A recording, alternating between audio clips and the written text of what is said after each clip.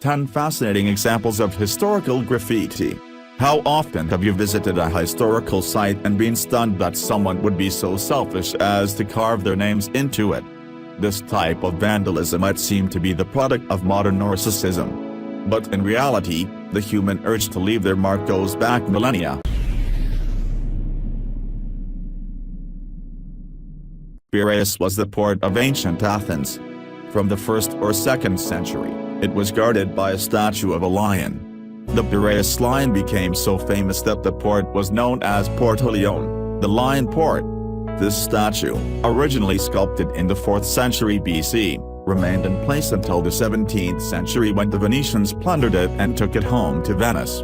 All that history would seem to be sufficient, but one puzzle persisted: what was the strange writing on the sides of the lion?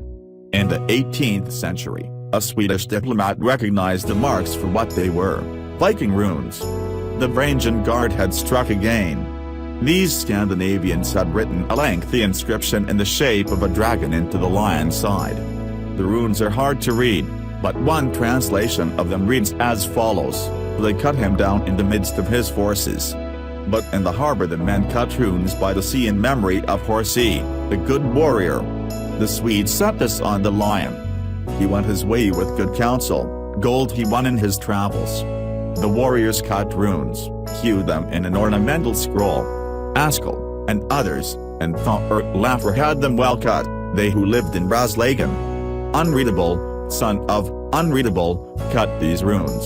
Alfran, Unreadable, colored them in memory of Horsey. He won gold in his travels. The Mayan society of Mesoamerica lasted for millennia until the Spanish conquistadors brought about its collapse. Its cities and temples are amazing works of architecture. It was one of the great world civilizations. Its writings are an incredible source of information about this lost world. But the archaeological are also great sources of graffiti that give windows into the lives of people in this lost world. At Tikal, drawings carved into the stone show portraits, dancing figures, animals, thrones, gods, and priests. One graffito seems to show an execution. A figure stands with his arms stretched between two poles while another has just shot him with an arrow, or run him through with a spear. There are also valuable images of a procession. Men carried trumpets with ribbons streaming from them, while others follow behind. All of these details would be lost if people had not decided to deface their local monuments. There is a special type of graffiti meant to ward off danger. This type of protective magic symbol is called the Putback magic. When you fear something is coming after you, you make a special sign in your home and it keeps them away. For the medieval mind there were few things as fearsome as the witch. Witches were scary in several ways.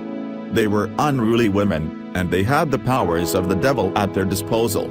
Such symbols were commonly found in churches. Here, witch marks often took the form of daisy wheels, simple geometric designs drawn with a pair of compasses that looked like flowers. Witch marks were also found in private houses. In the 17th century, King James I was convinced that witches were out to get him. At Knole House, where the king might have been expected to visit, signs were carved into the woodwork to ward off evil. V&M signs were made to invoke the Virgin Mary, and crisscross patterns were made as demon mazes, shapes meant to make evil beings get lost before they could harm visitors. There are many mysteries surrounding the building of the pyramids in Egypt. There is still no consensus as to the exact method used to haul the blocks. We have learned that the men employed in the hauling were not slaves but hired workers. Graffiti is giving an extra insight into those men's lives. Exploration of the Great Pyramid of Giza has turned up hieroglyphic graffiti in places that no one was ever meant to see. The men building the pyramid wanted to be a permanent part of one of the ancient wonders of the world. In doing so, they told us how they were organized. Then people doing the heavy lifting on the pyramid were broken into small gangs of individuals. They received, or gave themselves, names like Perfection Gang, Great One, Green One, and Endurance. One in the king's burial chamber reads the Friends of Khufu gang, Khufu being the pharaoh that the pyramid was raised to house for all eternity. From the placing of the gang signs on opposing sides of blocks, it seems that gangs were competing with each other for prominence. Naming the gangs of workers could have been a way of the overseers to create competition and improve efficiency. Not all graffiti is personal. In the Dayu Cave in the Kunlun Mountains of China, there are the records of droughts suffered hundreds of years ago. When the rains failed to arrive, the local people would enter the caves to offer prayers for the end of the drought. The walls of the cave bear over 70 records of prayers offered, marked in black paint. One patch of graffiti reads, on June 8, 46th year of the Emperor Kangxi period, Qing Dynasty, July 7, 1707, the governor of Ningqian district came to the cave to pray for rain. Another text tells of how a fortune teller joined in the ceremony. The precise dating of the graffiti has offered scientists a window into the climatic past of the region. By studying the minerals and chemicals in formations like stalactites in the cave, they were able to calculate atmospheric conditions on the surface above the cave. They found that when locals were recording a drought, oxygen and carbon dioxide levels were relatively high.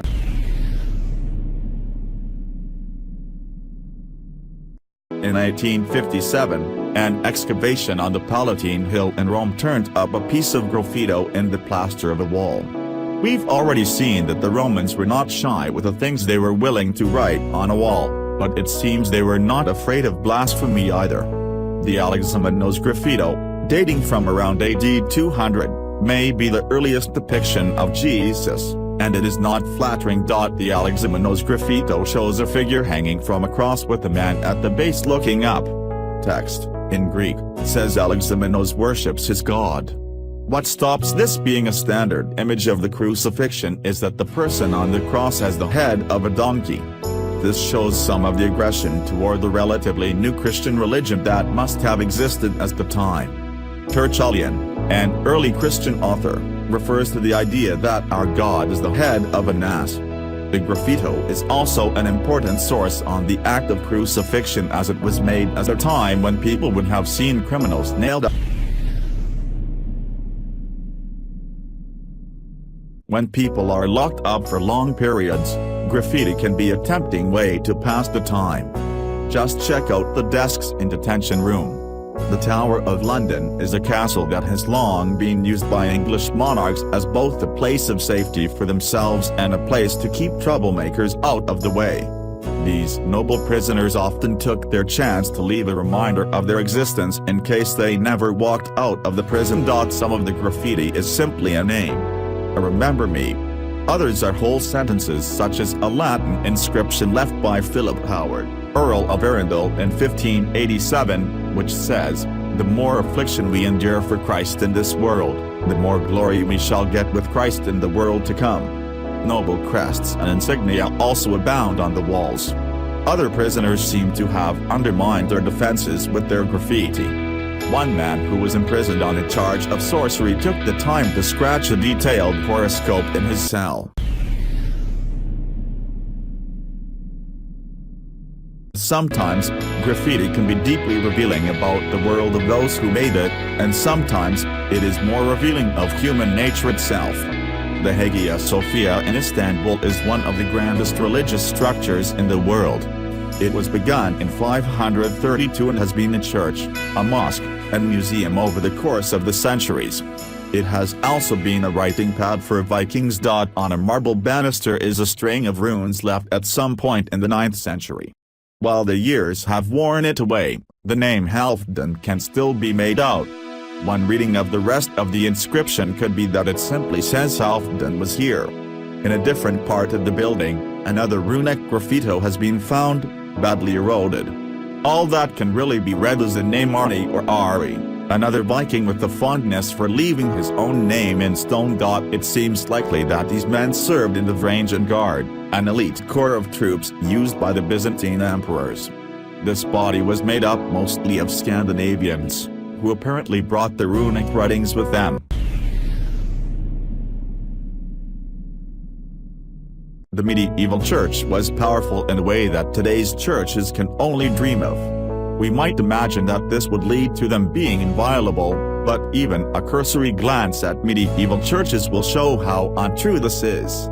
Any surface and reach is likely to be marked in some way, in either pious devotion or distracted doodling. Some of the graffiti looks as if it was inspired by the sermons the Vandals were listening to. Crosses, angels, and the Virgin Mary all appear etched into the walls and pillars of churches. Perhaps this was a form of worship for those unable to speak the Latin of the Mass or too illiterate to write out their faith. Other forms of graffiti speak of graffiti as prayer. Medieval ships are a common motif. It has been suggested that these may have been made as a form of prayer of protection for those on the sea. Portraits of individuals also turn up. Kings and queens often feature, as do saints, but images of common men and women can tell us lots about the clothes and appearance of people who would otherwise be forgotten. Many depictions of ancient Rome show it as a glittering citadel of white marble. In fact, the Romans were as earthy and real as any living people. The proof of this can be seen engraved in the walls of Pompeii. The ancient city was destroyed by a volcanic eruption that ironically preserved it far better than any other Roman site. Pompeii boasted an impressive number of brothels to cater to all tastes. These houses can be recognized from the stone beds packed into tiny rooms and the erotic frescoes showing guests what was on the menu. When customers staggered out into the street, or even while they were engaged in their cubicles, they liked to leave notes about the joys of their visit. Hic ego puellas multis futui, one man wrote, "Here I have many girls." And authors left review, Myrtus benefilis, Myrtus, you suck well. Rifa ida veilquare benefilis. Rifa, may life be as good as your sucking. Not all customers were as pleased with their service. Sabinophilus nobel facies. Sabina, you are sucking it, but not well. One man seems to have become disillusioned with the whole profession, as this graffiti on a brothel shows. Weep, you girls. My penis has given you up. Now it penetrates man's behinds. Goodbye, wondrous femininity.